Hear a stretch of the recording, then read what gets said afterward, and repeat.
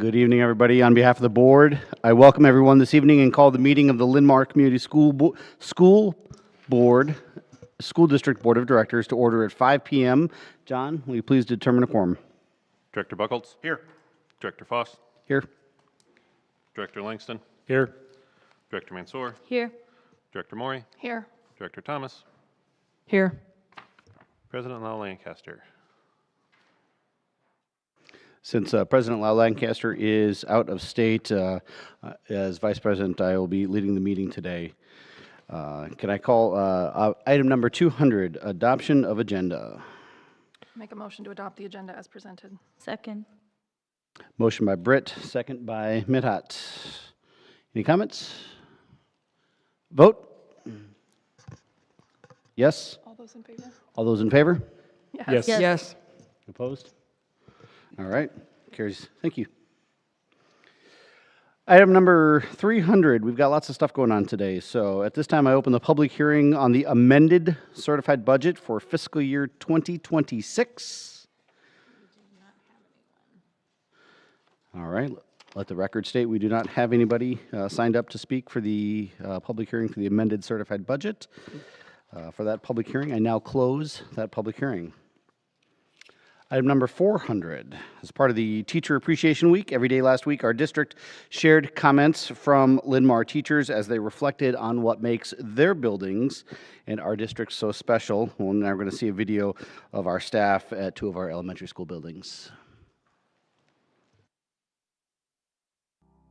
I think it's a very unique experience to open a building together. And to have Yeah.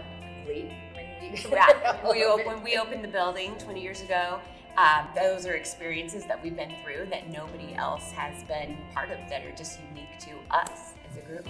For me, I grew up here. I went to school here then I went taught a couple of years at Bowman Woods. I think when we opened the building, it was just, we really built community and we kind of have grown up together. The climate here, we have helped manifest and create, and new staff talk about what a special welcoming place this is, and I think that that's just a pride that we can share together that keeps us going. As a team, I have everybody in the whole building, no matter if you're custodians, the cooks, the associates, the para, everybody. We all work together. I think you have to have a group of people that you can trust and have somebody to support you through the tough times and be there to celebrate with you when you are having celebrations in your classroom. I think too, just everybody works together for the kids and always wants what's best for the kids. I think family is the word that best describes it. We feel like we're a big family. I think we jump in and help each other if, like somebody needs help doing something extra, if there's a project, if there's a lot going on. People are always willing to help, even if it's, It's a sense of pride that you have in what this is all about. And even though it's a big district, I feel like it's a small district because people know your name, people know your, just the community that's built here. I just feel like it's a great place for kids to be. The relationship with the students and the families and then each other is why we stay here.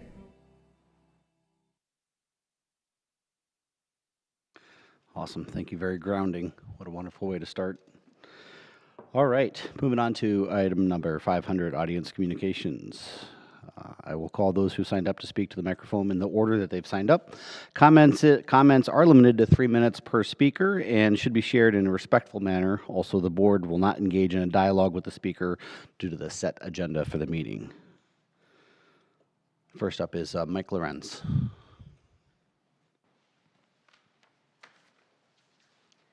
Thank you, everyone. I signed up today to speak very quickly about concerns about the new performance hall at Linn-Mar High School. My family and I live on Edgebrook Drive here in Marion. We've been members of the district. We have a son who graduated in 2018. I have one who graduates very, very quickly here with the 2026 class, and a daughter who's in class of 2027. All have been active in show choir and band as well as athletic events. Some of them may be on the track right now or on their way to a soccer dinner. The reason I'm mentioning the performance hall concerns is I've spent a substantial amount of time volunteering over the last 4 years for show choir, for band, for various events, all of which have taken place in either the former auditorium or the new performance hall. The new performance hall is a wonderful facility, and when it's finally finished, when they're able to install the band shells, et cetera, it'll be magnificent, but for two problems. Number one, there is a laundry list that Greg Lynch, the technical director for the facility, has compiled. I hope he's been able to make that available to you. If not, I urge the board to seek that out. It is a long list of things the contractors have not completed that they're bound to complete before we hit that 1 year mark after they have considered it off their books. Please don't let that slide. There are lots of problems related to getting sets into doors because thresholds are bent. They weren't the right size. They weren't put in the right way. There are all kinds of issues with respect to hardware not being installed on doors. The handle's there, but to block the door open, there are sandbags there. That's an ADA concern as well. There are a number of things that way that need to be addressed that were on their list that the contractors have left half done or not done at all. Please don't let that slide. The second concern is I understand that there is a project being looked at with respect to a hallway down the west side of the building, going from the Colton Center down the west side into the facility that may be tabled, and I discourage you from tabling that. Please do not let that go. The $700,000 price tag on that is expensive. I get it.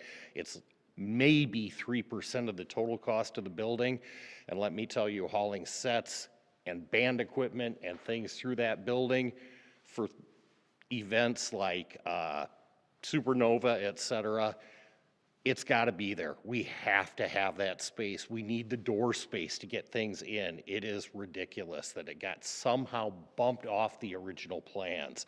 Please don't let that go. Those are my two comments. My wife, Barbara Lorenz, emailed all the members of the board, as did I last night, and you'll be getting more emails from other people with similar concerns. So I'm going to direct your attention. Please don't ignore those emails as well. Thank you for your time. Appreciate it. Thank you, Mike. Appreciate that. Next up is Marie Spihar. Did I say that correctly?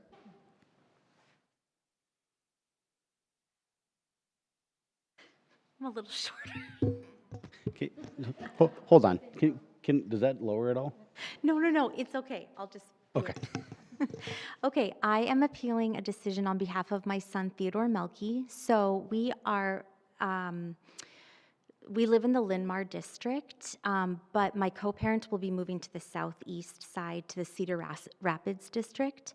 And our 7th grader, Santina, goes to McKinley, and we want Theodore to attend McKinley as well. But that was denied by the Linn-Mar district because they obviously want to keep him here. The challenge is that, like I said, my co-parent will be living on the southeast side, and we're already kind of going in all sorts of directions. I work on the southwest side. My co-parent works in Iowa City. Our daughter goes to school on the southeast side. Our other daughter is on the northeast side. And so then we would have to come to Marion. Logistically, I just don't know how all of those pieces would be able to work together. It's also really important to us that our kids are able to go to the same school, and since our plan is to be moving to the southeast side, we want to start giving them stability school-wise, and then our plan is to follow up. My co-parent is currently working with a realtor and getting everything in order to move, and we were denied for it says, this is the part I don't even want to say out loud. We've been denied due to the application being filed late with no good cause. I really respect my co-parent, but he is a professor with a lot of things going on, and he didn't realize that he had to file the open enrollment form as well as entering Theodore into the lottery. So we were trying to be on top of it, but there was that missing piece. So I'm asking for this decision to be appealed for Theodore's mental health, family sanity, and well-being, and oh gosh, I don't know, just because we really want him to go to McKinley. So that's it. Thank you.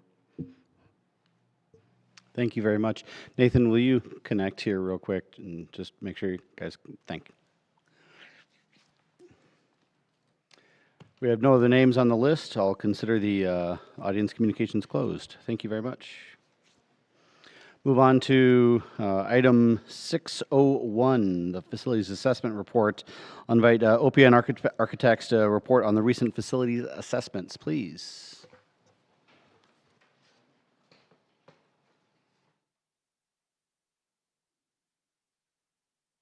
Are you projecting? Oh. It's great to be here tonight to give you an update of where we are on our facilities assessment. We're going to cover just a few things tonight. We're going to do introductions of our team that are here tonight, as well as the team that worked on the project. We'll talk a little bit about the project scope, give you some sample of what the data will look like when you get the final deliverable, and some initial findings, as well as what our next steps are. As we put together this team, we put some pretty strong players there. We have our team, and then we have design engineers who did all the mechanical, electrical, plumbing, technology evaluations, Hall and Hall engineers who did the civil evaluations, Advanced Foods Service who looked at all the kitchen equipment, Schuler Shook theater planners who did all the evaluations of the Little Theater and the auditorium, and then Stecker Harmson, who's our third-party cost estimator. So I'm just going to have everybody that's here tonight just give you their names and what they do, but I'm Vicki, I'm our K-12 practice leader. Nick Duffy, education planner. Brady Dorman, project architect. I led the physical assessment and report development. Tiffany Koch, electrical engineer with design engineers, project manager on this one. Brent Jackman, Hall and Hall engineers, did site assessments for the district. And the man of the hour. Jonathan Gettler with design engineers, principal electrical engineers. Sorry, I'm running late. His time is in demand. Yes. Okay, so we're going to talk a little bit about the project scope. We kind of had a four-step process here. First was to assess. So it's sending all the troops and walking all the buildings and observing all the buildings, and then engaging with community staff and administrators, and then analyzing, conceptualizing, estimating, and discussing what our findings were, and then synthesizing that data. So prioritizing and coming together with cost estimates and budget alignment. I would say we're somewhere in between the analyze and synthesize. That synthesized portion relies heavily on district leadership, Amy and John and Nathan and Andy, where we start to put together what we found, what their beliefs are, and we start to put things together. And we'll show you a little bit about what that looks like. We assessed basically 17 attendance centers or sites within the district. So this is just a list of all the places we've walked. We're tired. Lots of footsteps going on in this. The data points were pretty broad. So we looked at architectural assessments where and OPN led that, and it was everything from exterior and interior, I guess what they looked like and the condition. And then we also looked at ADA and code compliance. We did educational assessments that were led by our team of learning environment planners. We looked at things like school safety and how the building was being utilized and if it was supporting the programs we wanted it to support in an efficient and effective manner. We also collaborated with the district to send out a community-wide survey so to get your folks' input on their perceptions, how they react with the different sites and what their thoughts were.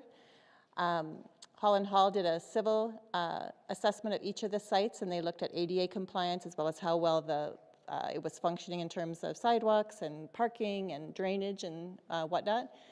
Design engineers looked at all your mechanical, electrical, plumbing, and technology systems. Schuler Shook came in and evaluated your 2 existing performance venues, not the new performance hall. And then Advanced Food Service, again, looked at your kitchen equipment. So a whole 360-degree look at your facilities. That's what that image to the right is, one of the tools we use for photographing your spaces.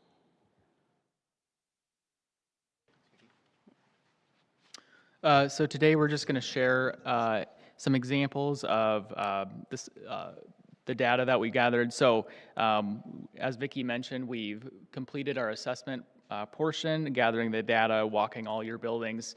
We're compiling that into a final report that will have a lot of detail. Tonight we're just going to share kind of a summary of those findings. Could I do it before you move on, Beardy? Absolutely. I want to say one thing I meant to say, that when you see these assessments, so there's everything from kitchen equipment to what the caseworks look like. That's like the tabletops that are built in. So there's a lot of different, and mechanical systems, HVAC systems. So we use kind of these gradients of green, which is good, to red, which is not so good. But you have to understand that green to red in an architectural interior element is much different than green to red in a mechanical system, right? So if a red item in a mechanical system is HVAC or a boiler is going to fail in the next year, or we anticipate it might, that's much different. You can't hold school if something like that happens, where if we show a red condition in an architectural item, that's got a lot of chipped casework and it doesn't look good. It's past its useful life, but you can still have school. You can still function. So when you think about those gradients, there'll be more context for you as you get your deliverable, and you'll say, okay, yeah, an architectural item inside about sagging ceiling tiles is different orange or red item than it is an orange or red item that the bell system isn't working in a school, and that causes some safety concerns. Does that all make sense? Okay, perfect. Sorry, Brady. No, you're good. So tonight we're going to share some examples from Lynn Grove as an example of an elementary, Excelsior for middle school, and then the high school. So we'll kind of dive a little bit deeper into Lynn Grove as sort of the first example, and then kind of fly through the other two a little bit. So for each building, we kind of have just an initial sheet with some general information, some basic details. We have an aerial view just giving some site context, as well as a plan diagram indicating when different parts of the building were built. So obviously for Lynn Grove, everything was built at once. There haven't been any major additions or modifications since then. So that obviously has just 1 year listed. For the other buildings, such as the high school or some of the more historical buildings, they obviously have had some additional changes over time. In addition to physical assessments, we also conducted a thorough educational assessment. So we did that in 2 ways. We, of course, walked every building, both after hours as well as during the school day. So we observed, the way students were using the buildings, the way staff were using the buildings, kind of the flow of circulation. We took our experience from other projects as educational planners, kind of looked at your different buildings and seeing how they're functioning. As well, we also met with each of your building principals and leadership just to get their take on what's working well, what are some of the challenges they face, and then also kind of what, from an aspirational standpoint, if money and time wasn't an issue, what are some things that they would think would really improve the effectiveness or the just the effectiveness of education in your buildings.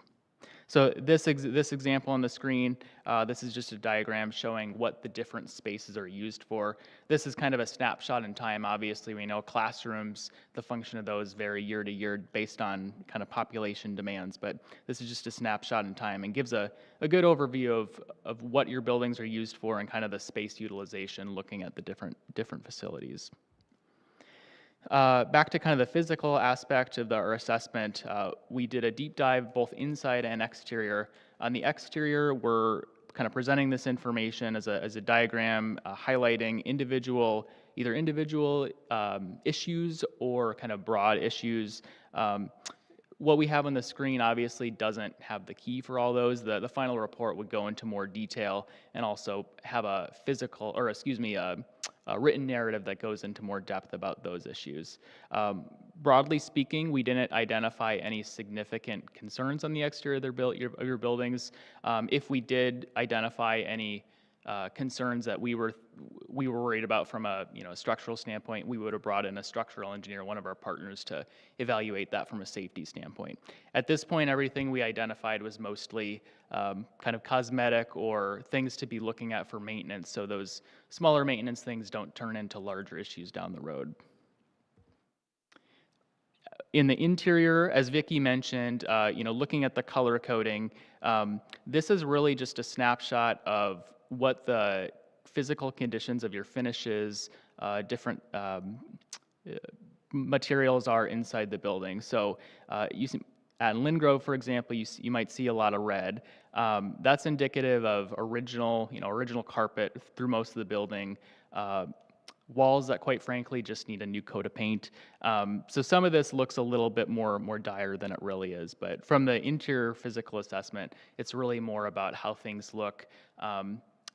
Looking at your maintenance schedule, or if there's other projects that make sense to kind of fold some of that into. We also evaluated your facilities for ADA and code compliance. Right now, your buildings, generally speaking, are compliant. They met ADA accessibility standards and building code when they were built. this is just indicating certain issues that obviously the codes have evolved over time, building codes and accessibility standards. So these indicate just items that if they were built today, they would not be compliant.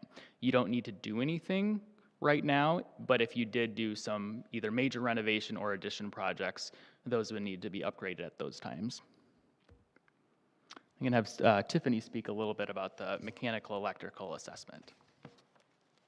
Yeah, so like Brady and Vicky had said, the color scheme from kind of red to green is relative and based off of which systems we're talking about. So here, similar in terms of scale, would be our red being kind of an immediate, a high priority item, down to green being kind of a good condition, good visual condition, no anticipated kind of near future planning for replacement.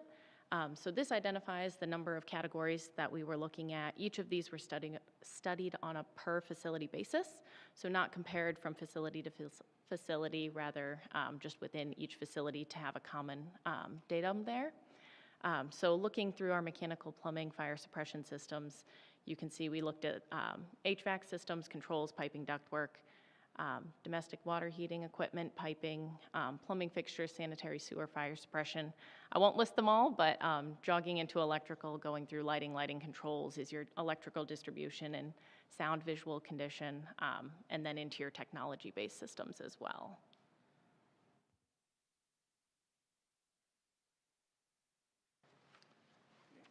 Good afternoon. For the site assessment, it's basically grouped into two categories.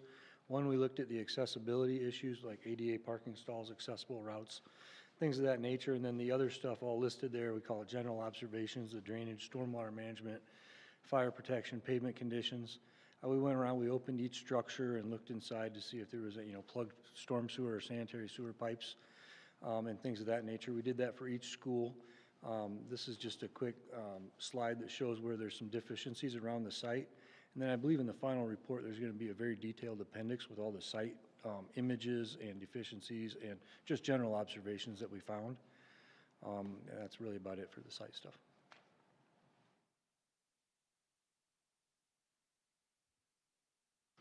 As Vicki mentioned, part of the process was a community survey. And this graphic here represents the response rate. You had a really great response with about 533 responses answering some key questions about your district facilities. You see it was a broad cross-section of your population here, from Linn-Mar district residents who are not parents or staff or students to staff voices, student voices as well being incorporated. So it was a really great response rate for that survey. Some key takeaways that we found were really just people had the opportunity to comment. They didn't have to comment on each facility that they had a connection to. But broadly across the district, parking and traffic flow were the major, single most consistent issue district-wide that were mentioned, as well as just elements to certain facilities. The middle schools were really mentioned very, very frequently about needing modernization, and then some just a focus on athletic facilities and making sure that there were equitable facilities across the district for activities and athletics.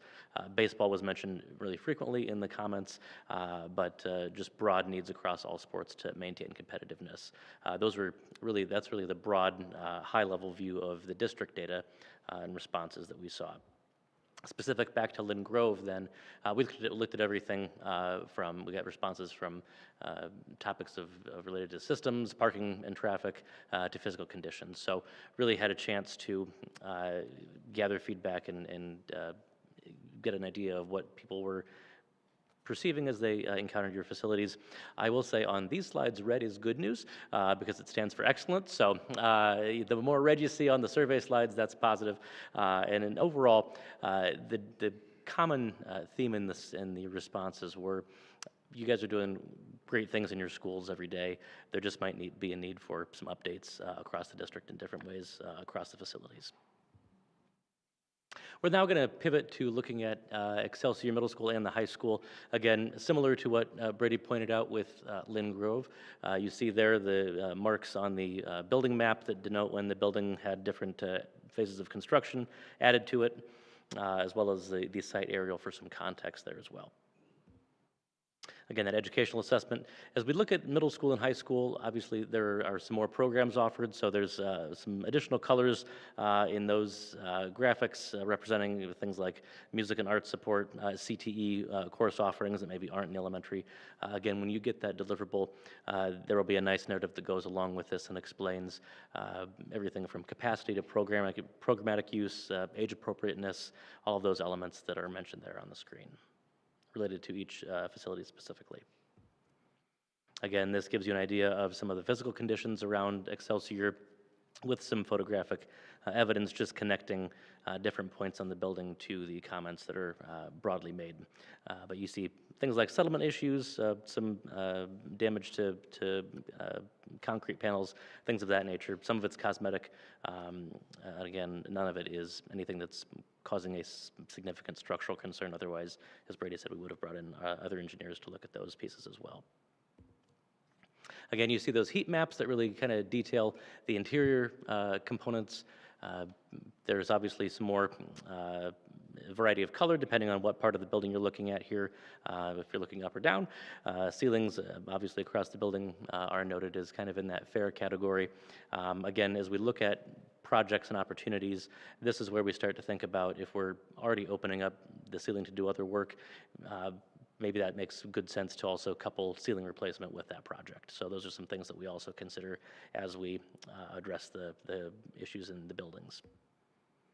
And this map marks the areas of ADA and code-related issues. Again, was up to code at the time of the construction, is still operational and able to be used.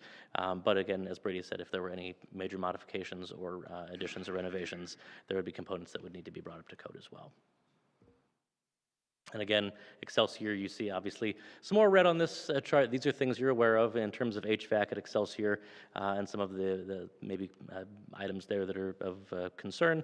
Again, we have in our report plans and opportunities for us to address those issues that have been noted. And again, the civil assessment, as Brent mentioned, looks at all of the components that are mentioned there on the screen, and there's really only one main item noted on the Excelsior map as well. Again, when you get the report, you'll have a nice narrative that dives into this a little bit deeper, along with the appendix that has all of the photographic evidence of where concerns were noted. And Excelsior's community survey responses there, again, great, strong responses in that excellent and acceptable categories across all 5 of the areas we were looking at. Moving on to the high school, again, this one, a lot of additions over time, as you can see noted there by the years on the map. You guys have made great use of that facility and have continued to add and do what you have to do to make sure that the needs of students at Linn-Mar High School are being met. Again, this is an example of that educational assessment, so how components of the building are being utilized in what ways, and really that dial there kind of breaks out nicely. It's another graphic representation to kind of look at how the building is used in terms of site usage. Again, the exterior physical assessment, addressing some of those and highlighting some of those areas that are of concern, or of note, I should say. And again, that interior physical assessment, so noting some of the conditions across the building in regard to floors, ceilings, doors, casework, those kind of things. I will note at the high school, there's a little bit more gray in some of those areas, and that just is because when it comes to the performance, the new performance hall and some of the athletic spaces, knowing that there was the Performance Center is new. There wasn't as much a focus on those conditions because it's all brand new. And we were under the impression that there would be doing some work going on in the athletics area. And so that area was kind of also left alone for the most part in terms of the assessment there. And again, drawing attention to the code issues throughout the building, as I've said before, no major concerns there, but if there were to be some work done, those would be the areas that we would draw attention to. And your MEPT areas of note in regard to Linn-Mar High School, again, some additional areas that might need some focus and attention as we look at grouping projects and making repairs and moving forward across the next 10 years. And finally, the civil assessment, again, noting just some components in terms of accessible routes from ADA parking to the building, but again, those will be noted in the final deliverable as well. And finally, your Linn-Mar High School Community Survey. Again, a lot of red there, a lot of positive feedback in terms of how the building is used, but again, parking flows, parking and traffic is again one of those areas that we continue to note across the district that maybe didn't get as many excellent points of feedback. So as Vicky mentioned earlier, we're really entering that synthesize phase. So we've completed our assessment, our on-site walks, looking at all the systems and materials and buildings. We've completed the engagement with staff, community, continue to work with administrators, wrapping up our analysis phase. So looking at all the information and data we've gathered, really looking at the issues that need to be addressed, large and small, at all buildings. Obviously, each building has needs, and now it's kind of the time that our team, working with John and his team, John and Amy and their team, looking at how we prioritize those projects and also how we group those to do the best use of your dollars. So, as an example, we're just going to look at Excelsior to kind of show what we're thinking for potential project groupings. And these are largely driven by mechanical, electrical needs at most buildings. So for the most part, that's kind of the driver of most of our project groupings. And then, as has been mentioned, we kind of fold in things like ceiling replacement, things like that, that makes sense to just do at the same time. So Tiffany's going to speak a little bit to the HVAC and mechanical projects for this first priority at Excelsior. Yeah, so as Brady mentioned, a lot of the projects are kind of MEP based, meaning that those are really your building systems, the things that you have to have operational to be able to have school. Again, that red for MEP systems, you'll kind of see in that right-hand side there. That would be a little different in terms of scale of importance, or maybe what your highest priority would be based off of mechanical systems functioning versus like countertop damage or something like that as an example. So here you'll see we've grouped kind of, as a part of that project one, a combination of red, orange, and yellow. The rationale for that is just really to minimize any negative work you would have in the future. So your highest priority really at Excelsior becomes that full HVAC replacement, and alongside that, the HVAC controls. That system's really met end of life. I think just from our discussions with the district and our inspections of that facility, that one is probably one of the highest priorities, which is why we wanted to present this one today. Because of that full-scale replacement, all of the ceilings, or the majority of the ceilings in the facility, would need to come down. So at that time, any other above ceiling work, really that's the optimum time to do that in terms of grouping of projects and minimizing any of that negative work, having to take the ceiling down again in the future for other smaller projects. So proposing kind of grouping together that HVAC replacement with domestic water, sanitary storm piping. So I think there were beliefs that there may be some galvanized piping in there. That's the rationale for that, is getting some of that replaced while the ceiling's open. At the same time, doing an interior lighting upgrade to LED alongside the controls for that as well. And then getting a voice fire alarm system active in that building as well, alongside that current code requirement. And then additional architectural support as needed for that. For example, replacing the ceilings if there are any systems that impact the floor, getting the floor patched and repaired as well. One other thing I did want to mention that I forgot on the prior slide is, while architecturally it works really great to identify kind of those heat maps of floor plans and kind of building needs, that's a tougher one from an MEP perspective, so we've relied more on kind of this matrix format. The reason being, where we have a lot of our equipment tends to be in like mechanical rooms, so you just see a whole bunch of kind of red isolated squares or orange isolated squares, as opposed to really getting that nitty-gritty detail in the narrative and this matrix format as well.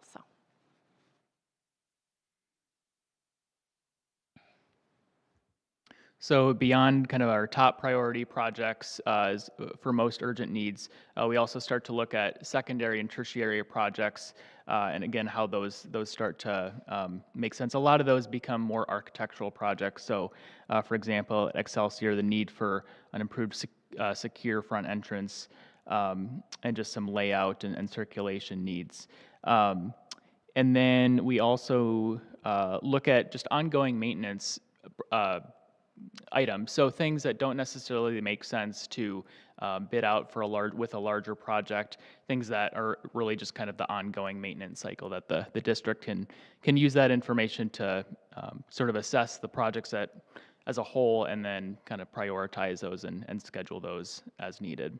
We are also currently working on finalizing our cost estimate for all these items, so that of course will be folded into that assessment as we determine those final priority and recommendations. Those estimates will be in today's dollars, so everything's kind of based on that benchmark, and then obviously as depending when those projects do occur, there'd be some escalation there. All right, that's a lot. So our next steps, you can see that those were just a sampling, and those were even for the individual schools that Lynn Grove and Excelsior and the high school, those were just some of the pages in each of the sections that'll become part of that deliverable. I think our deliverable right now without appendices is close to 300 pages. That'll just have a lot to dissect. And they were coming up to a time where it's really a lot of heads down work between the district and the design team, and leaning into our experience in terms of grouping projects. John, you're lucky because his background lends, his conversation discussions around this is really helpful. But we'll work with John and Andy and Nathan and Amy and try to put that all together to decide, because our goal is to say, here's the things you should, the groupings, which, regardless of which site of the 17, 18 that we looked at, you should probably be looking at in the next 3 years. And here's the ones you should probably be looking at in the next grouping. Maybe that's 3 to 6, and here's the ones maybe 6 to 10. So we're gonna try to group that out. So you'll see all the needs at each attendance center. And so even if it's one classroom who has a rip in the carpet, it's gonna show that there's carpet issues in that room, but it doesn't mean that it's gonna make one of these lists, because that might be done, like I said, in conjunction with those other groupings of projects, or as we address carpeting as a whole in a facility. So we'll continue to refine those groupings. And then we will, our plan is then to work with the Facility Advisory Committee to just review overall, high level, first take a peek at it, and at the same time we're developing costs, and then once we have those costs and that kind of outline prepared for what does it look like over the next 10 years, then to sit down with the Finance and Audit Committee and do a high level review of here's where we are, here's what we're presenting, what are we missing, what do you see here that we have gaps, or what other thoughts do you have to bring to this conversation. So once we get through those steps, then it's just getting you the final report, and that deliverable will get to you electronically and in hard copy. It will be big. A lot, very dense. Britt, I know you like to read in a lot of detail, so you'll love it. You read laws, so you'll love that. But it'll be easy to digest in terms of graphically. You know, if you understand green to red and numbers, and it'll be also something to put you to sleep at night if you want to read all about the mechanical systems at Excelsior. So I'm sure that the example of Excelsior's HVAC project was no surprise to the board. You were anticipating that, expecting that it was going to come, and it sure is. It's a tough project. But there are other ones too that need to be addressed and looked at. So hopefully that gives you a kind of a snapshot of what we've been doing a lot, and how we'll put it together. Those are actual snips from some of the pages that are in the deliverable. Some of them are kind of formatted for this presentation rather than in the book, but gives you an idea of what we've been working on. So questions for any team members or anything I missed? I would like to make a couple comments, and we've received what we've asked for, and we really appreciate that. I just want to make a couple comments as we're walking through this. At our finance meeting this last week, we talked through a lot of this already, as you shared that Excelsior is a very critical piece of it. But as we walk through that, as you look at the quote need places, once you work on the HVAC system, once you work on all the duct work, you're probably going to redo all of the ceilings already. You're probably going to do some light work, light fixtures, etc. So maybe that, I'm just trying to share that it maybe brings it down to a little bit easier, more palatable thing, that it doesn't look like, holy smokes, we got to do all this work in every building. Yeah. But if we start working on the HVAC system at Excelsior, 3 or 4 other projects will get done real fast right with it. So I just wanted to share that. That's a great comment. John Barry. shared that with us, Yeah, and I that's a thought that great was comment, good. and So. he's very astute of him to share that with you, because as we look at needs, whether it be, it could be an educational need that there's a building. We see in districts across the state, you know, kids that are receiving special services in reformatted closets. Well, that's not the best use of our, you know, for these fragile students, or these students most at need are getting services like that in spaces that aren't really conducive to learning.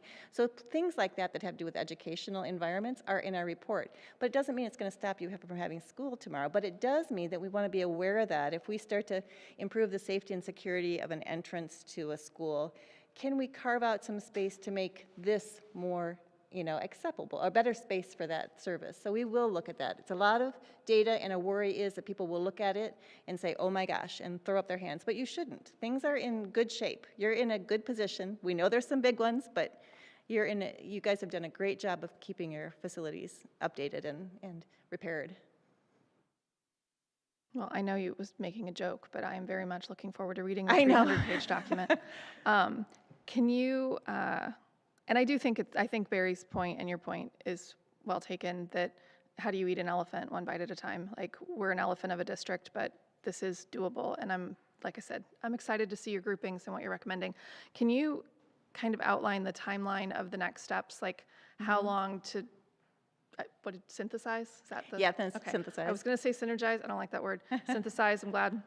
How long are you synthesizing before it gets to the facilities committee? And then how long do you estimate before it gets to finance audit? I just kind of like to have a timeline on things. Yeah, and John, you can weigh in too. It's going to take us a few weeks just to work with John and Andy and Nathan and Amy. I mean, just to understand how we're going to group this together. And it's the end of the year. So it's hard, because if we just worked on this full-time, everybody, including district personnel, we could do it in 2 weeks.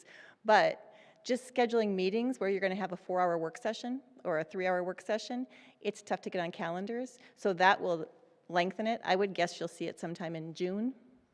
Is maybe safe. Oh, that's sooner than I was anticipating. Yeah. So good job. That's optimistic, but again, it's going to depend upon schedules and how well. These guys are miracle workers, and our engineers and our architects that we put this team together, and we can react pretty quickly. But there's a lot of data here, and we want to make sure that we have those set reviews, you know, first with the district administration and then the 2 committees. So it's going to be a while before the final thing comes out, but I think you'll see something in terms of. I always like to have the plan in the back of my head and a timeline, so I'm not asking questions before I need to. So Yeah. Thank you. Yep.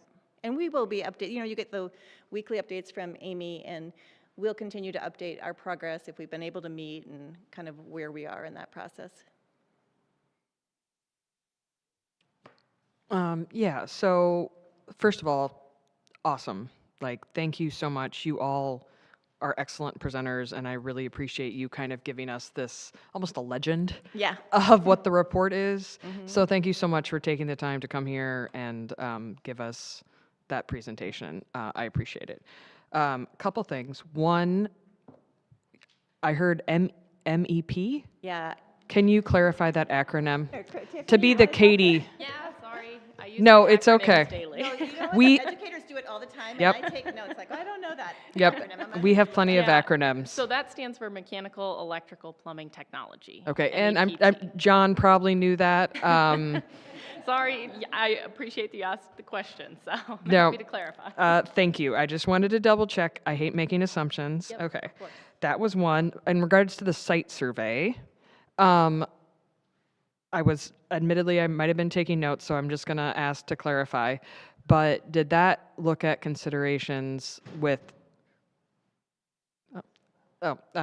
sorry, squirrel, with regards to like safety from, maybe it's like busy streets, right? And so like if there was, you know, a road that had a straight shot to the playground, you know, oh, do we need to take into consideration bollards, which, We've identified some of that. There's not a lot of safety concerns in that matter, but there are a few.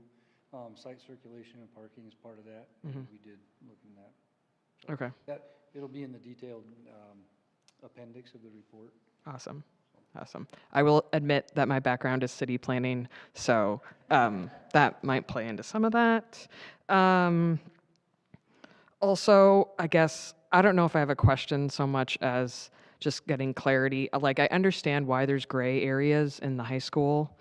Part of me still, like, I know these areas are pending construction. I know some of them are new. I know some of them still have an outstanding bucket list, but there's something about that sits a little funny with me.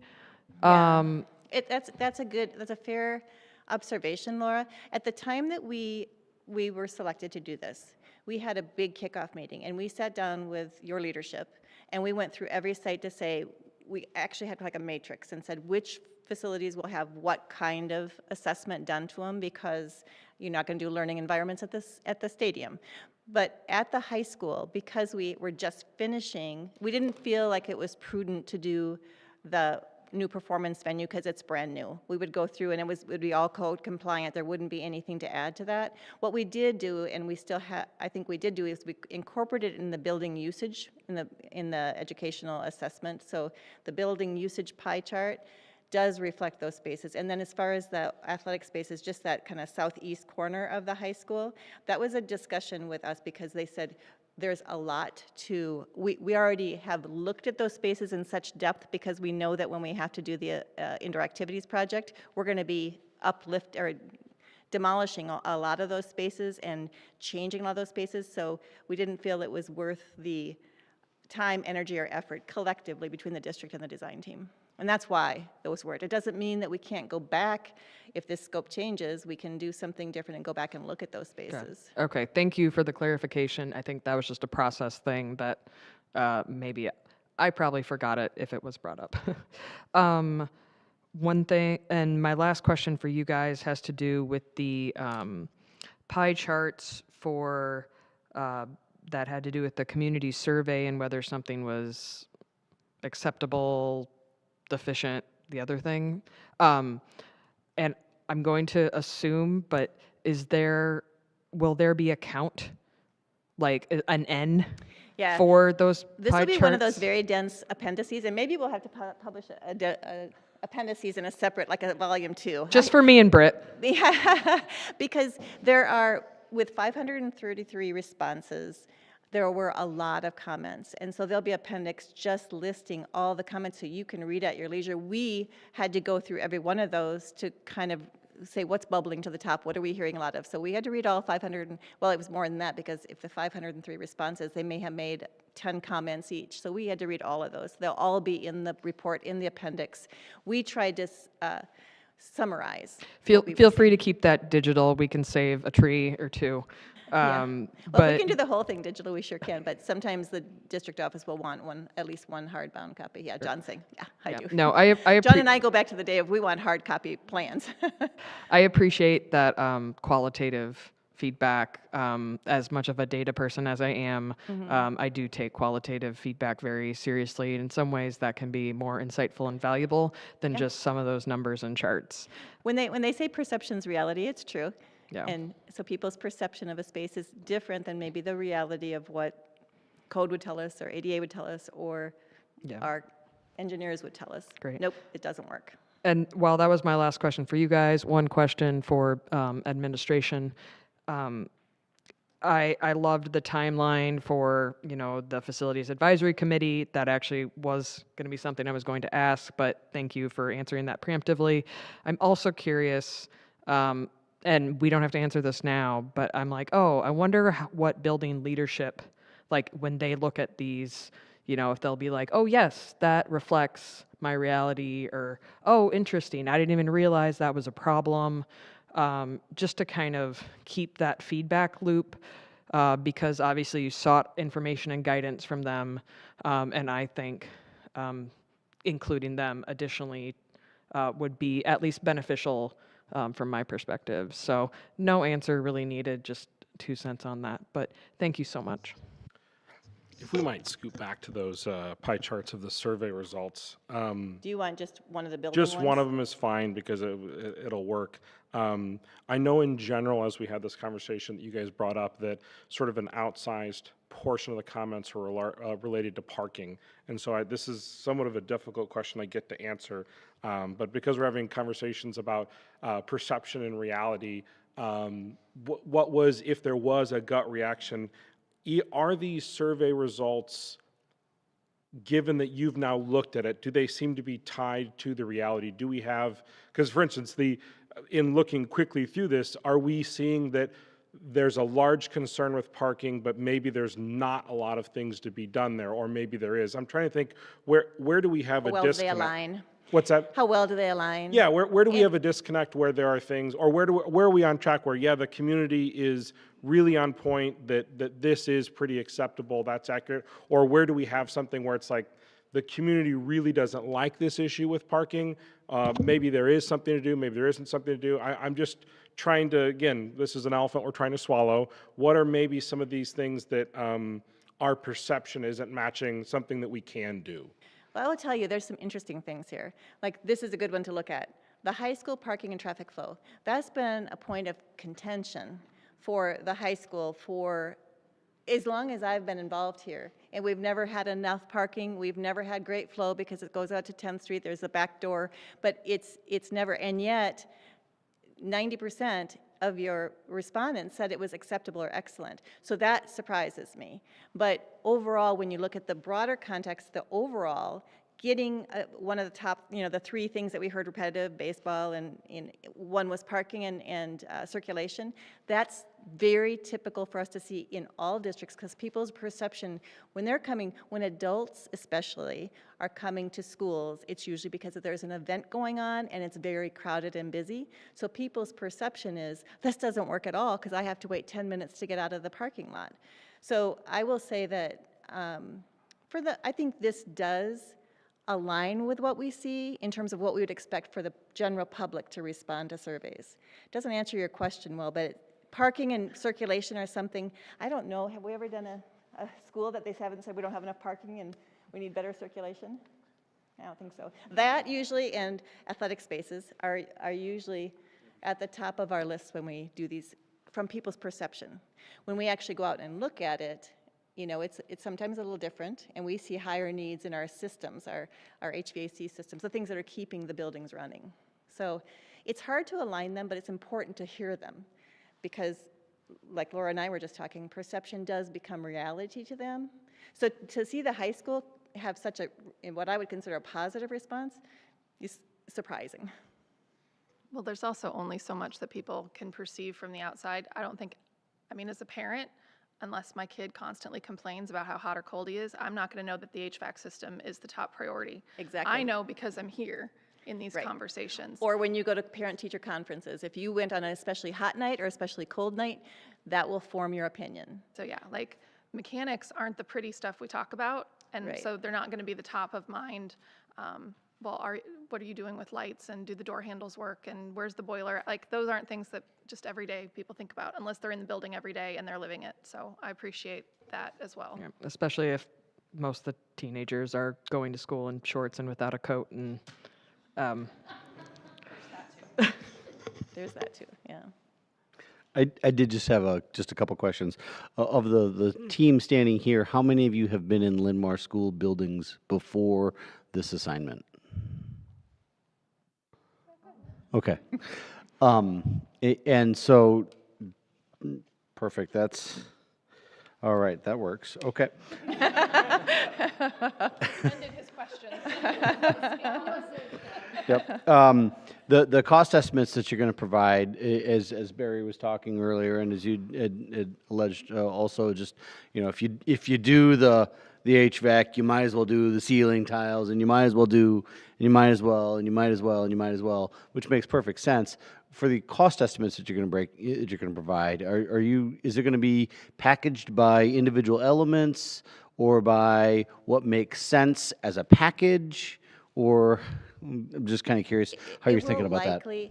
That's a good question, and it's going to rely on a lot of evidence too. We'll use that Stecker Harmson, who I mentioned is our third-party cost estimator. We'll lean in heavily to design engineers and Hall and our experience on what we see as these costs.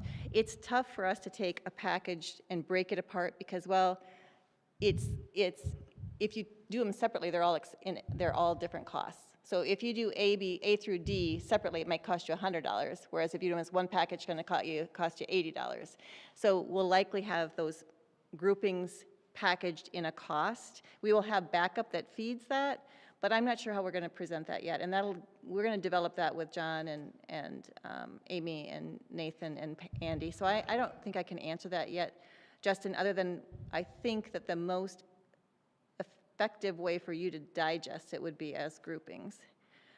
We always have the ability to later say, we're not going to do this portion, and that price becomes a little bit different. But I think having all individual prices won't do you the good that I think you need to for planning purposes. I don't know. John, what's your feeling on that? Yeah, no, that makes sense. I think we'll price them as packages, but like Vicki said, with the backup that's in there, you know, if we, for example, we don't want to put LED lights in, we're going to reinstall the lights that were there. There'll be enough information there, or with the brain power that we have standing up here, we can say, okay, so that $4 million price tag now became $3.75 million, something like that. So I think there'll be enough details there that for what we're trying to do, if we're trying to hit a budget per se, we don't have enough to do everything that's in there, what can we take out? There'll be enough information there that'll get us pretty darn close. Yeah, Wouldn't you and say that's fair? I think in the deliverable, we would be at that package cost, but there will be backup that the district will have access to, or we'll work with them to say, okay, let's relook at this one.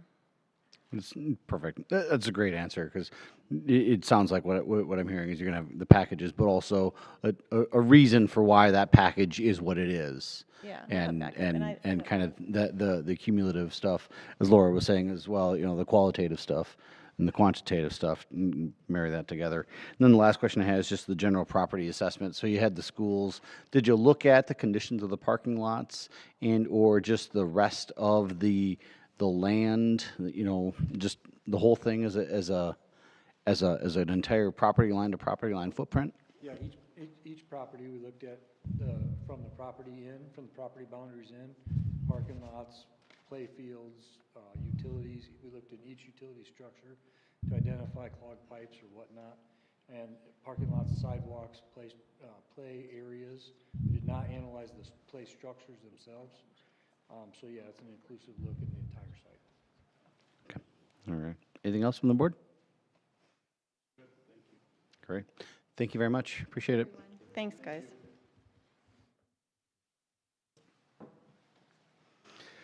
All right, move on to item number 602, Venture Academics Advisory Report. We'll get a report from the April 30th advisory meeting. All righty. Britt, Midhat, and myself were all able to attend on the 30th. I'll just kind of go over some high-level points. They were potentially expecting a decrease in enrollment due to some curriculum changes that would have that removed kind of some seats for freshmen, and they actually saw a slight uptick. So it's just a even better indicator that we have very, very good appreciation and demand for the venture academics program. On that side of things, just I'll take a personal note. They shared the project that the seniors were working with to create a volunteer program with the city of Marion to help provide volunteer services. So kind of trying to solve the problem of if you have a resident in Marion who is unable to mow their lawn, and the city of Marion is assessing fines to that individual. How can we connect people who want to volunteer and want to help with that issue? Because obviously the city of Marion would rather the issue be solved than assessing fines to somebody on a fixed income. So that team, as part of government class, was working to solve and address those challenges. They had a very impressive presentation, and I think that the students were relaying to all of us that it was just kind of really a capstone project that really gave them a lot of appreciation for government and how it works. And so Some other points just to go over from the meeting. The introduction of the Venture Academics Graduation Cord, which will be awarded to 4 graduating students this year. So that's very exciting that they will be able to show off the cord for them being able to graduate. On top of that, we as a group definitely talked about, and I think as the board, we're very focused on listening and hearing anything that we could do to help assist in the program. I think that the feedback we received is that they're doing well, and they're just kind of continuing trying to make sure that we have the right offerings. And so it was a wonderful meeting. I don't know, Britt or Midhead, if you have other things to share. They just talked about reevaluating what programs to offer. CTE is becoming, Venture Academics is becoming more popular with the students and with Linn-Mar as a whole, but with the state doing 3 years of science versus, or 3 subjects of science versus 4 subjects of science, they're just reevaluating how to offer those classes to everybody through Venture Academics, now that earth science is part of the other 3 science threads. That was, do you have anything else to add? The last thing I'll share is, if you remember 2 venture meetings ago, I mentioned that Ryan Waller from the city of Marion asked about the government strand and the students in getting more community awareness and understanding of property taxes and levies, and I'm sure we can all relate to how important that is. So the government teacher asked me to stay behind afterwards, and it's kind of a go for his class next year. And the way that with the increased enrollment, he thinks that he's gonna be able to have 2 groups working kind of alongside one another, one to focus on the city messaging and work with the city, and one to focus on us. And so he's looking for, it'll be kind of a mid-year project. He was kind of asking me about timelines and things, and I said that there's no reason why the students couldn't learn about the process using this year's numbers and then just swap out the new numbers when it gets closer to February. So he'll be reaching out to Finance Audit and to John to kind of learn what he needs to learn so that students can learn what they need to learn, and it would kind of be a mid-year project that the students would take on in the government strand. So I'm excited about that. That was a great idea from Ryan and the city, and we'll get 2 groups of kids working on what are some new ideas on how to teach people what their property taxes actually pay for and how the process works and why you should be engaged in knowing what we're setting it at and why. So I thought that was a great connection. One last anecdote I just remembered, Britt, that you sparked with me. I saw a note here too. The exploring education strand saw a significant jump from 22 to 53 students. The anecdote that I was reminded of is that they were sharing that these students who were doing 10 hours of practical experience in classrooms, the Venture Academics program was just reporting that they were hearing, which I think is really an amazing attribution to our students and to our staff, that these Linn-Mar students that are in the classrooms were better prepared than the folks that they were getting out of Coe College and out of Mount Mercy. And I am terrified that I almost forgot to bring that up, but the idea that we've got 17-year-olds going in as part of doing some practical teaching in a Montessori school, and they're reporting back to us that we've got people who have got better soft skills, better understanding, and better prepared for that environment than somebody maybe 3 or 4 years older than them coming to them from one of our local colleges, I just think is tremendous. And obviously coupled with the fact that more than doubled our registration in that area. So the other highlight I'll give you is that sometimes these venture academic meetings feel like they're filled with so much positive news. It's hard to get all of the anecdotes back to the full board, but I'll just really highlight back in the beginning that even with the number of sections for freshmen decreasing from 168 down to 96, we still saw an increase in the students that are enrolled, by about 10. And so it really shows that there's a demand and there's an appetite for this, and the work that they're doing is just phenomenal. Great. Thanks, team. Item number 603, Finance Audit Committee report from the May 7th meeting. Finance audit, we accomplished a number of things. We paid our bills, of course, student fees, budget amendment, employee group settlement. The biggest thing was union settlements, and most of that stuff will be talked about later on in the agenda. So I see no reason to add to it unless Britt does. I just wanted to mention that we went over,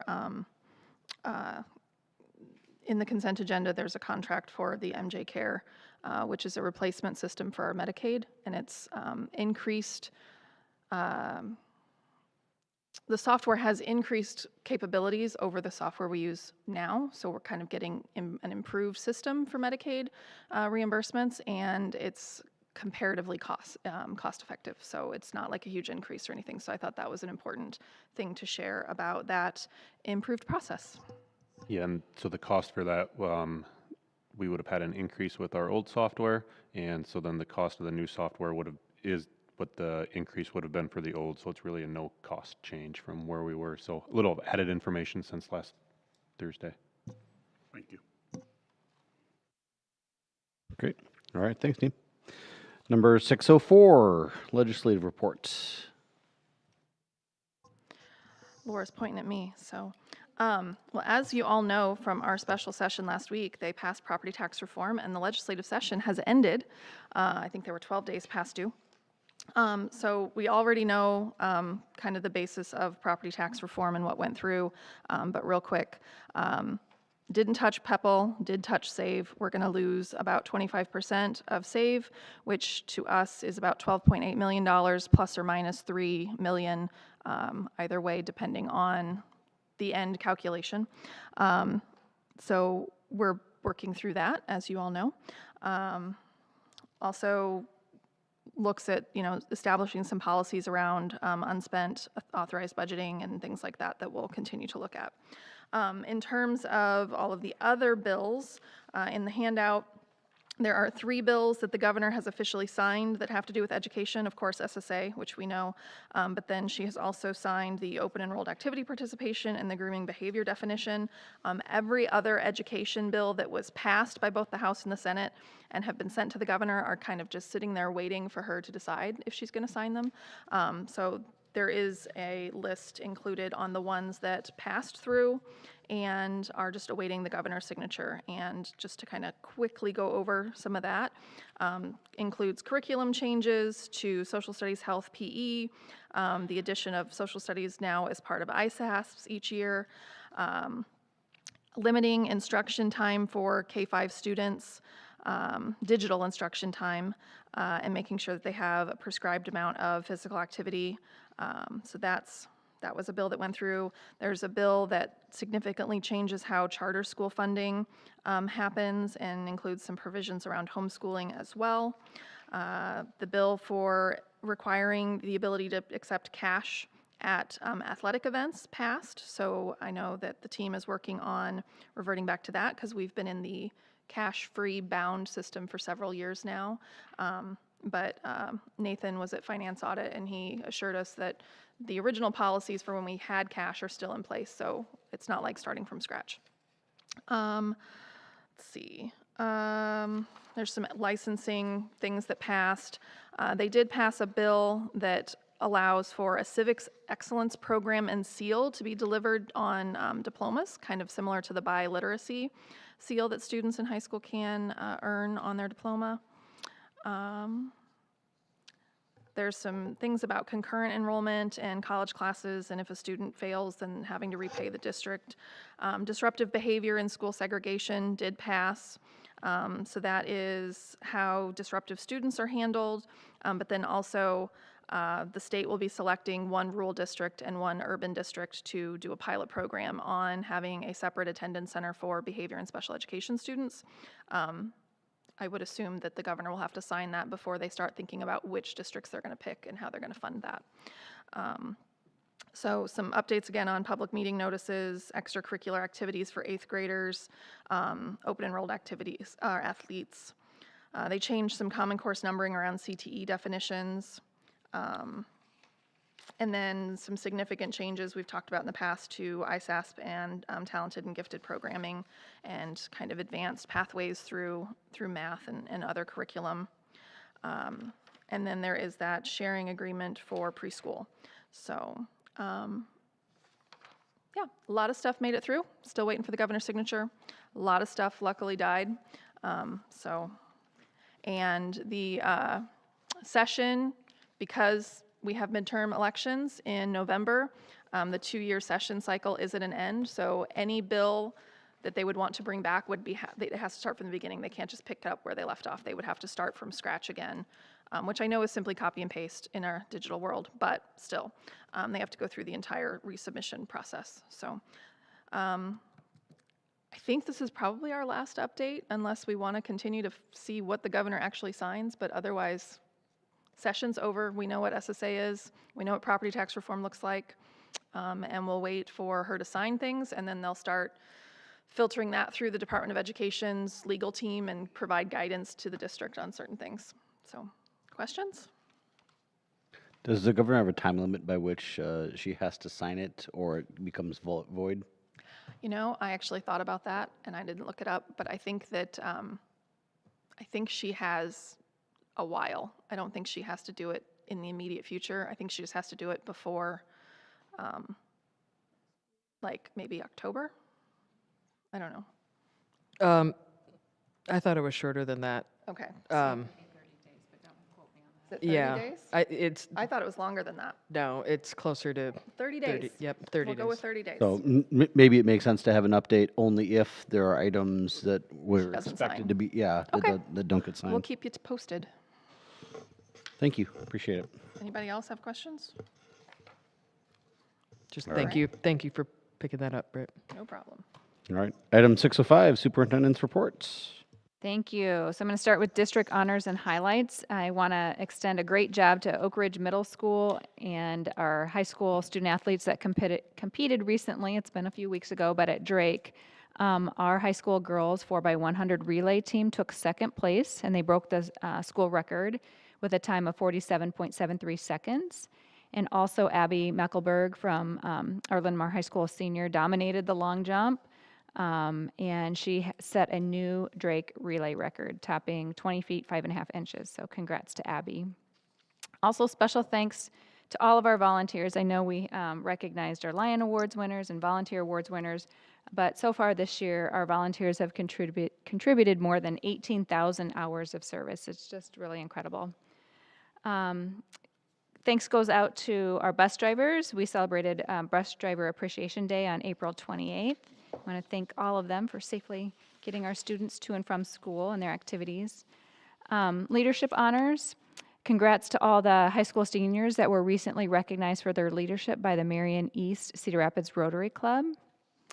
We also want to celebrate our school lunch heroes. They were recognized on May 1st. We appreciate all of them who serve nutritious food to our students every day.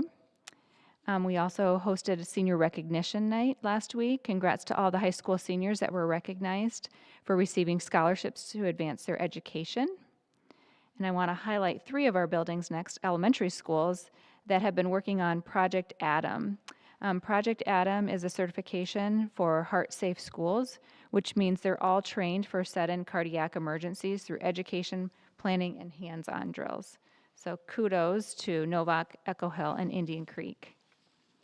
I want to recognize Executive Director of Communications, Renee Nelson. She received an award called the Special Purpose 2026 Blue and Gold Award for her work on the Pride and Pack. This is the insert that's done in collaboration between the Linn-Mar and Marion school districts and as part of the Marion Messenger that we put out 2 times per year. And recently it's been published, I think it just on May 6th and 7th. So Justin's got a hot copy in his hands for all to see there. Congratulations to Renee. You heard a lot about facilities tonight. Just a couple of quick updates. Oak Ridge Band Room, That has gone out to bid now, and we're working to receive bids. They are due. There's a pre-bid meeting for the project at Oak Ridge next Thursday, May 14th at 2 p.m., or this Thursday.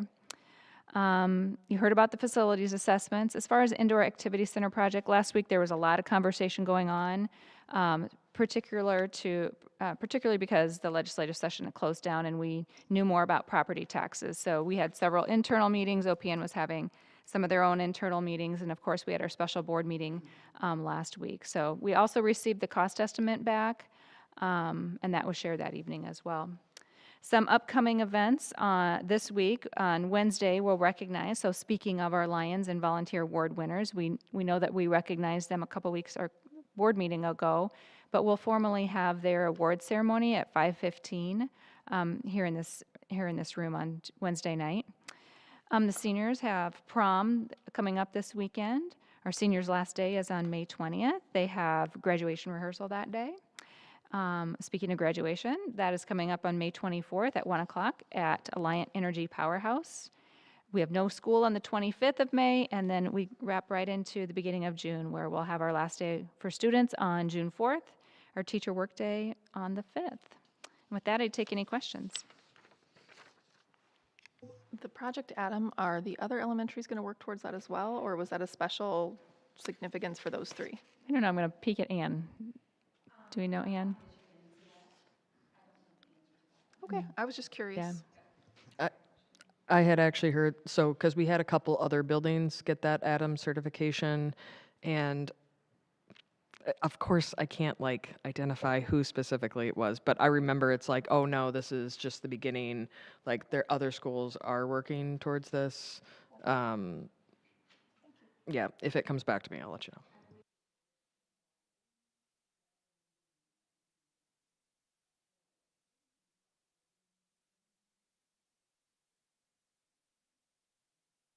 Great. Thanks, Amy and administration. Really appreciate all the work.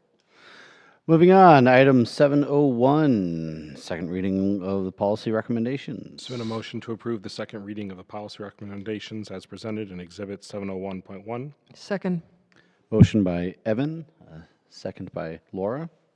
Any discussion? All those in favor? Yes. Opposed? Motion carries.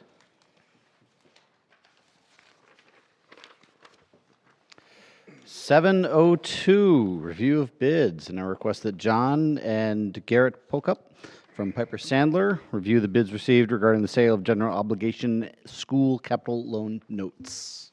Perfect. So this is really the Garrett show, not the John show. You all have a handout of what he's going to be talking about, and with that, I'll turn it over to Garrett. Awesome. Yeah, thanks, John. Well, yeah, thank you for allowing me to be here. I know you're typically used to seeing Matt Gillespie in our office. He right now is off goofing off in Italy for his 60th birthday. But when you see him next, I did not tell you that he was 60, so that's confidential. Oh, well, hopefully he's not watching. Hopefully he's off doing something fun. So, but no, I came to talk about the PEPL loan note sale today. Just to, I guess, summarize to start, very good result. Bonds were sold, very good interest rates. So put this presentation together just to kind of give some high-level detail of what happened. So this first page shows the summary of the bids received. The official statement document that was approved back in, I believe, April went out to lots of potential investors. There were 7 investors that indicated that they had interest in submitting a proposal. We got proposals from 4, which is good. You can see at the top there, R. Sealis and Company out of New Jersey was the winning bidder. And you can see the rates. The way that these are ordered is by what's called a true interest rate or a true interest cost, which for all intents and purposes, think of it as sort of the average interest rate inclusive of the underwriter's fee for purchasing the bonds. So you can see there they bid a 3.27% interest rate, and then we did, based on the rates that they submitted, they were allowing a pretty large premium of almost 1.3 million. So we were able to resize the bonds down. So originally the par amount was 29.5 million, You'll see in some of these future pages that was just north of 28 million that the district is actually borrowing. So good result there. You can see the other bidders, Robert W. Baird, which they are the ones that purchased the 2025 sales tax bonds from last year, if you remember.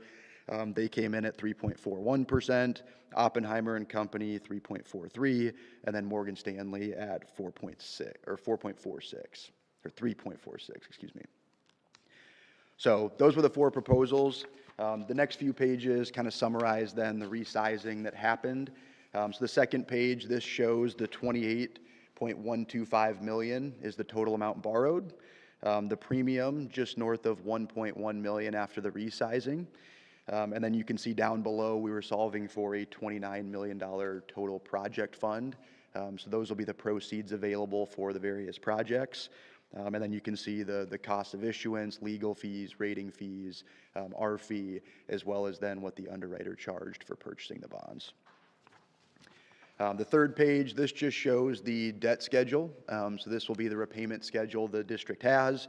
You can see the principal payments on the left, the coupon rates, and then interest rates. We solve for a level debt service payment, so about just shy of 3.8 million annual for payments there. The fourth page, this goes into a little bit more detail in terms of how the underwriter structured the bonds.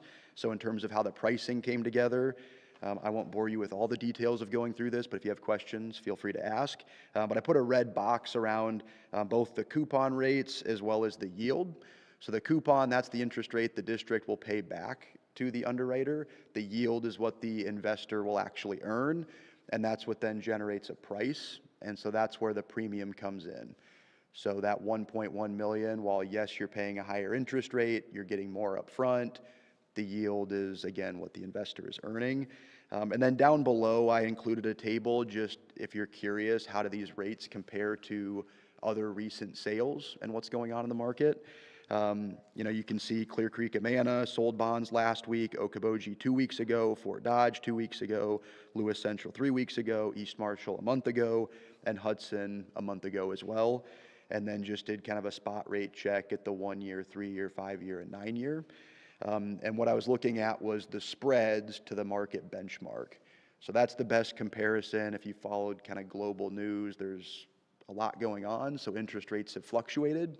But looking at those spreads is what we compare to make sure, is this in line? And you can see with the exception of, a few spots on some of these sales, your district was right in line and if not outperformed some of the other recent sales. So very good result today. The fifth page, this is just sort of another way of looking at the debt schedule. The one thing I'll point out here is on the far right, you see the voter PEPL levy that is going to be encompassed with these bond payments. So the district has the $1.34. Because interest rates came in a little bit lower, we're actually utilizing just north of 1.26 of the $1.34 PEPL. So any surplus above that will be, used on other needs of the district.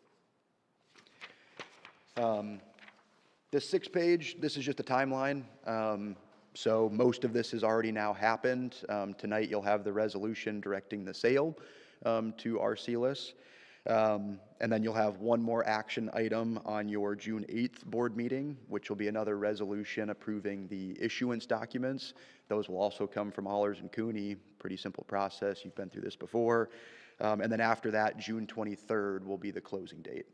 So that will be when the district receives the bond proceeds to then start spending on the project.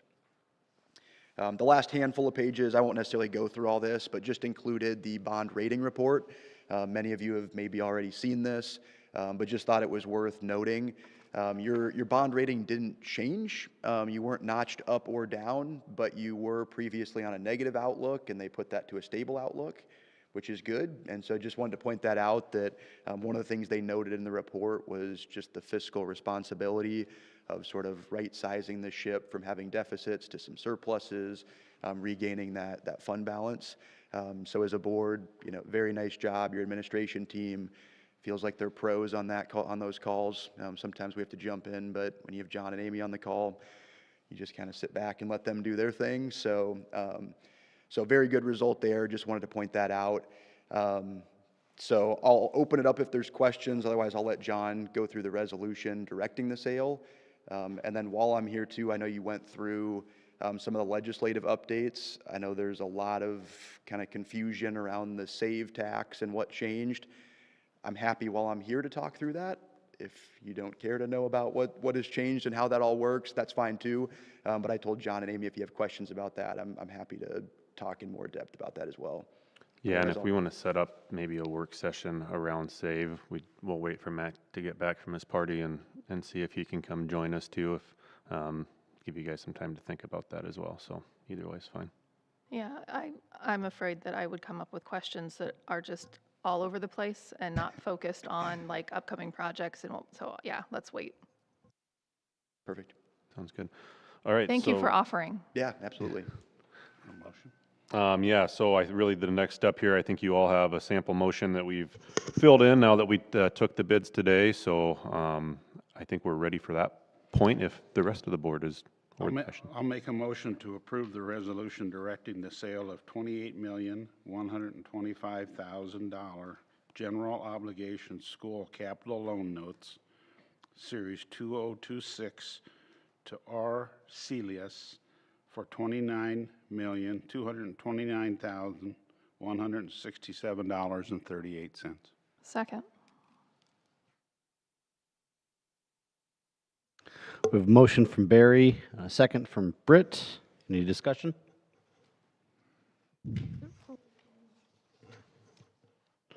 Okay. John, call for a vote, please. Director Buckles? Yes. Director Foss? Yes. Director Langston? Yes. Director Mansour? Yes. Director Maury? Yes. Director Thomas? Yes. Motion carries. Motion carries 6-0. Thank you. Thanks, Garrett. Yeah. Thanks. Thank you. All right, moving on. 801, approval of amended FY26 certified budget. Motion to approve the amended certified budget for fiscal year 2026 as presented in Exhibit 801.1. I'll second that. Motion from Midhat, second by Barry. Any discussion?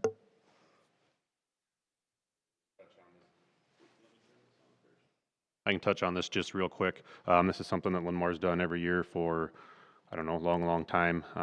And this is just this time of the year that we go through and we look at what our certified budget was, and we take a look what our actual expenses are going to this, and we make amendments there to match that, to be sure that we stay within what our budget is. And this isn't a cash thing by any means. This is literally just trying to get our budget as accurately as we can with the new information we have now that the year's 10 months, 9 months, 10 months through the fiscal year.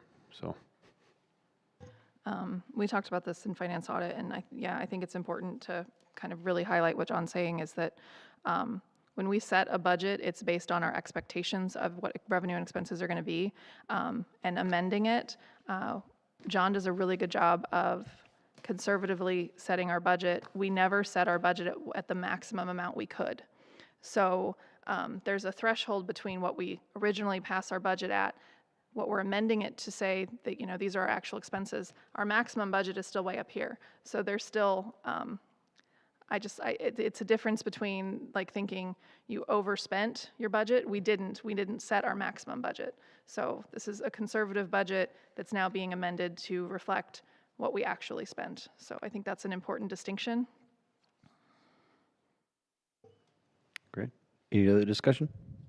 I would just add that because of these budget practices and our process and everything, with the legislation that just passed related to, setting policies around UAB and what your maximum percent and all that, it's reassuring because, those things are something that we have a good pattern moving forward, or like history of doing, and it's a relief.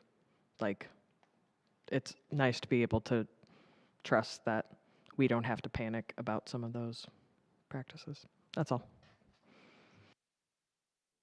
All right. I'll call for a vote. All those in favor? Yes. Yes. Yes. Opposed? Motion passes. Thank you.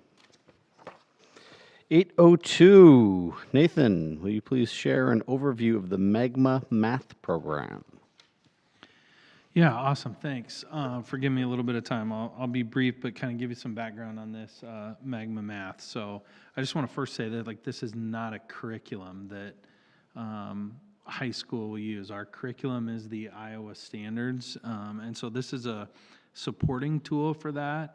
And so if you remember back to when the school report card came out, the high school was targeted, meaning that they had a subgroup of students with IEPs that were lower in proficiency in math. And so with Ann and Chad and myself and the high school math team, we really started looking at, what's the cause for that? And so we've done a lot of work with the high school, starting with algebra team this year. They've been over in our office.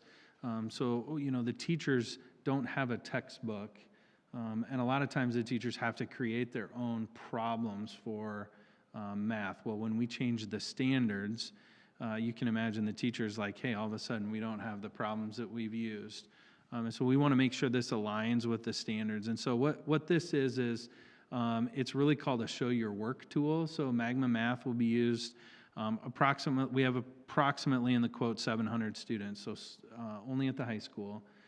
If a student is working with their special education teacher in another setting, their classroom teacher will be able to see that. If they're working with their ELL teacher, and so what this will do is allow for us to have detailed interventions for math. We're really trying to target math. We're trying to target our students that are not proficient in Algebra 1. I know that when we think about programs, we often worry about screen times too. This is not meant to be an all day on your computer thing. This is something that students can do on either a tablet or their computer.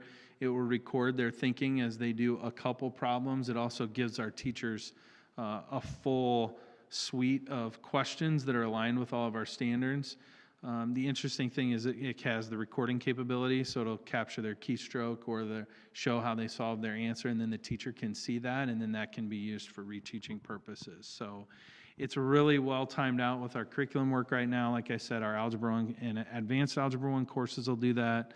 That would also include the reason for the 700 is not only our students that are in high school math, but our 8th graders that are taking Algebra 1 and any special education students at the high school. So that's kind of a quick overview of that. Questions?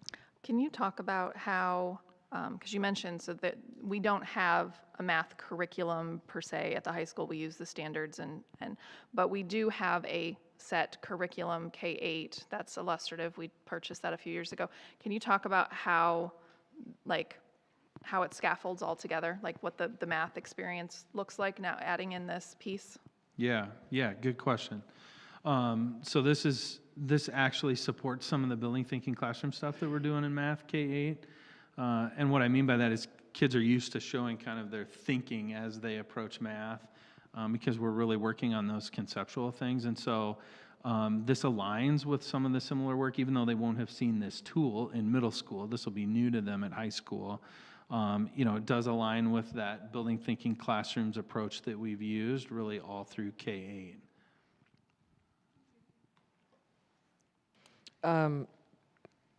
So I appreciate hearing how the high school math team and everybody came together to say we need a tool to support these students. Let's pick a tool to support them. All that I absolutely appreciate and trust everyone's judgment. I still have a huge pause that from what you said, it's all either on a tablet or on a computer. And I know there's a lot of complexities around the population that would be using this, but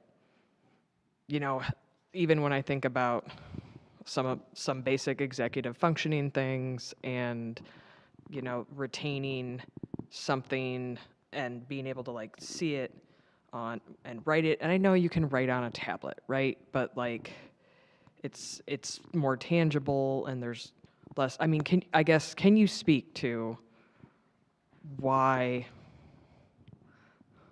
I shouldn't be concerned that there's not as much pencil and paper work?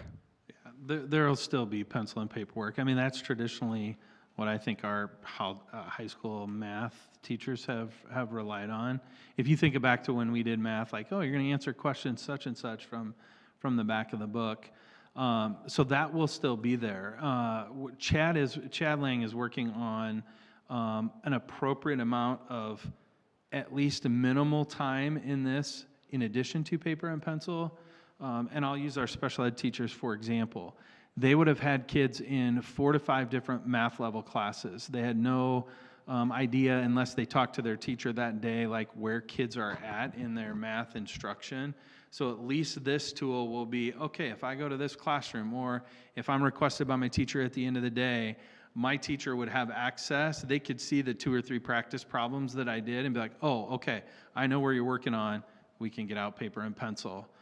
It's really meant to be a feedback tool for our staff, not so much that students are working online all the time, if that makes sense. Yeah, it does. And that clarification actually is a huge value add to me, to speak to, you know, how efficient this will be. And I know you talk like, oh yeah, be able to see, but really understanding that, oh, when they're moving from this classroom with this teacher into this other classroom, that there's going to be one place where they can see all that information, and you don't have that information loss. Like, I love that. And it is good to know. I definitely don't want them to feel shorted on, like... No, I mean, I think your point's really true, especially for executive functioning. Like, half the time the kids are going to forget their paper that had their work on it. So this will at least capture it, the little that we do. And I know Ann's special ed teachers have been working with the gen ed teachers on that as well. Do you want to add something, Ann? Yeah, I look at it as a diagnostic tool to help our teachers look at it as a diagnostic tool where our students may be struggling, and then use this as a design tool to help with the learning piece, to dive into where the students may be struggling, to design those lessons to help them. Got it. Thank Laura, you. I also would add to, like, just with the change in standards, like, that's really daunting work for the high school math teachers. When I say they've been over here, we've given them some release time to start working through that, because when I have questions that are aligned to standards that are no longer in the class now I'm teaching, it takes a lot of time to create a really well thought out math problem. Yeah. So whether they use the computer device or not, this can at least give them questions that they could look in Magma and say, here's this standard, maybe I'll just put that on the board, and that's going to be a example that we look at during direct instruction type thing. Okay, thank you. That supplementary information was really valuable, so thank you for adding that. Yeah, you bet. Just a question of personal curiosity, but with this program, there's a lot, you're talking about its ability to capture the students doing the work. What's the mechanism by which the student is then doing their work? Are they typing and it's recording what they're typing? Are they writing it out with a stylus? What's the mechanism by which that it records their work? It's all of that. They can swipe their finger on their touch screen. They can use a stylus. They can type. It doesn't really have a single modality for that. It will adapt to however the kid wants to do that. Okay, wonderful. It's just great to know. Thank you. Good questions. Thanks for giving me an opportunity to talk about it. Appreciate it. I was ready to make a motion, if you're ready. You want to say just one thing? It's that it quotes $11,200 per year for 3 years, and they've locked us in at that price. So I'm not 100% sure. It doesn't say on the quote if that's going to be billed annually or if that's all up front. I'll have to check on that, but that's the cost. Thank you, Nathan. I make a motion to approve Magna Math subscription agreement for grades 9 through 12 at $11,200 per year for 3 years as presented in Exhibit 802.1. Second. Motion by Barry, second by Laura. Any other discussion? I would just like to take a quick moment, Nathan. I appreciate you laying this out for us and giving this information. Just a couple extra details were helpful, so thank you. Good clarifying information. All right. All those approved? Yes. Yes. Yes. Opposed? Motion carries. Thank you. Motion. Yep. Number Motion- 803. Motion to approve the open enrollment request as presented. Second. Motion by Midhat, second by Laura. Any discussion? All those approve? Yes. Yes. Yes. Opposed? Motion carries. 804. Make a motion to approve the student fee schedule for the 2026-27 school year as presented in Exhibit 804.1. Second. Motion by Britt, second by Midhat. Any discussion? All those affirm? Yes. Yes. Opposed? Motion carries. 805. Motion to approve a 3.03% total package increase for the Linn-Mar Service Association for fiscal year 2026-27. Second. Motion by Midhat, second by Evan. Any discussion? All those for? Yes. Yes. Opposed? Motion carries. 806. Motion to approve a 3% total package increase for the transportation department staff for fiscal year 2026-27. Second. Got a motion by Evan, second by Britt. Any discussion? Okay, all those for? Yes. Yes. Opposed? Motion carries. I'd like to make a motion to approve 5.53% total package increase for part-time nutrition services staff for fiscal year 2026-2027. Second. Motion by Barry, second by Britt. Any discussion? Yes, just kind of like to make a quick comment on that, just to clarify. I'm sure Evan's asking a question. No, I think I was gonna make the same comment you're gonna make, so go ahead. As we discussed, we talked about this a few months ago already, we really felt, or Jonathan really felt, that the part-time nutrition services staff, we needed to get them up to the right level.